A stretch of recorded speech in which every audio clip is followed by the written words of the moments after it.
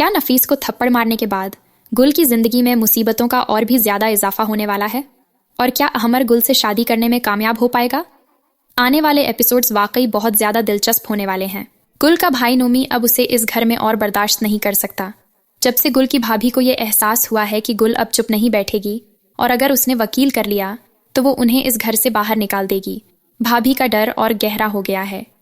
इससे पहले कि गुल कोई कदम उठाए, गुल की भाभी ये फैसला करती है कि नोमी को कहकर उसे वापस नफीस के पास भेजवा देगी।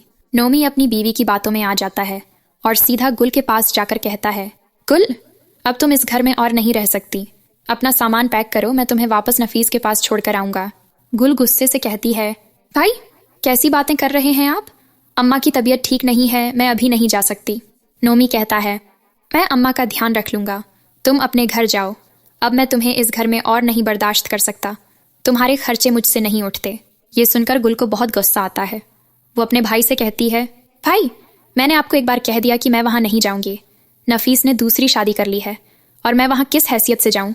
वो मुझे अपने साथ नहीं रखना चाहता और ये मेरा घर है, आप मुझे इस घर से नहीं निकाल सकते। नोमी को ये सुनकर तिलमिलाहट होती है। वो गुस्से में खुद ही नफीस को कॉल करता है और कहता है, नफीस आकर अपनी बीवी को यहाँ से ले जाओ।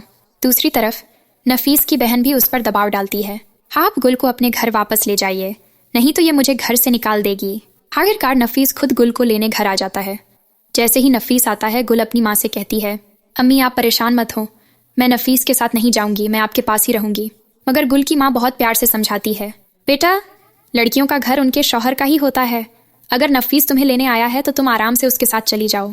नफीस कहता है, तुम मेरे साथ वापस चलो, तुम इस घर में किस हैसियत से रह रही हो? तभी अचानक अहमर फिर से सामने आता है और एक बार फिर गुल की मदद करता है। वो घर के स्टे और नडर लाकर टेबल पर रख देता है और कहता है, गुल इस घर की मालिकन है, आप इसे यहाँ से नहीं निकाल सकते। नफीस ये सब देखकर बौखला जाता है। वो अहमर को गुल की साइड लेते देखकर जल भुन जाता है और गुल पर इल्जाम लगाने लगता है, तुम इस लड़के की वजह से यहाँ रुकी हुई हो, तुम्हें शर्म आनी चाहिए। इस लड़के से इश्क लड़ा रही हो, तुम मेरे बच्चे की माँ बनने वाली हो और फिर भी इस आशिक के साथ घुल मिल रही हो।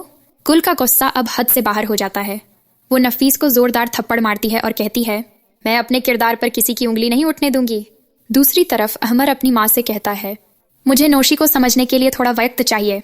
और नौशी इस बात का फायदा उठाकर अहमर के और करीब जाने की कोशिश करती है।